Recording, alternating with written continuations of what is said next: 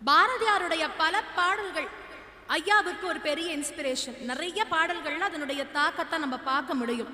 அதுல ரொம்ப பிடிச்ச ஒரு பாடல், பழைய காலத்துல பெண்கள்ல அஷ்டாவதானின்னு சொன்னா ஒரு அம்மா இருந்தாங்க. அந்த அம்மாவால செய்ய முடியாததுங்கிறதே கிடையாது. அந்த அளவுக்கு ஒரு கம்பீரம் அப்படின்னா அது பானுமதி அம்மா. எல்லாருக்குமே தெரியும். பானுமதி அம்மாவினுடைய ஒரு பாடல், அந்த பாட்டு எப்படி வேணும் அப்படின்னு கேட்ட பொழுது பாரதியார் பாட்டை ஒட்டி ஒரு பாட்டை தருகின்றார். என்ன பாட்டு அப்படின்னு பார்த்தா கண்ணிலே இருப்பதென்ன அப்படிங்கிற ஒரு பாட்டு. ஆனா இந்த பாட்டு எதிலிருந்து வந்தது அப்படின்னு பார்த்தா பாரதியாருடைய பாடல் தான்.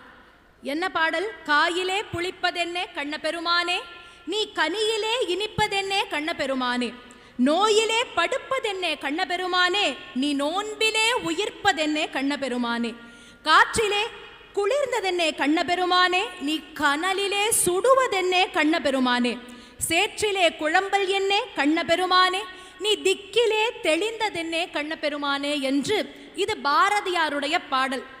இதை மருவி அவர் பாடியதுதான் கண்ணிலே இருப்பதென்ன கன்னியிளமானே, காவியமோ ஓவியமோ கன்னியிளமானே, வண்ணமுக வெண்ணிலவே கன்னியிளமானே, கண்டு வந்ததெப்படியோ கன்னியிளமானே, வண்ணமுக வெண்ணிலவே கன்னியிளமானே, கண்டு வந்ததெப்படியோ கன்னி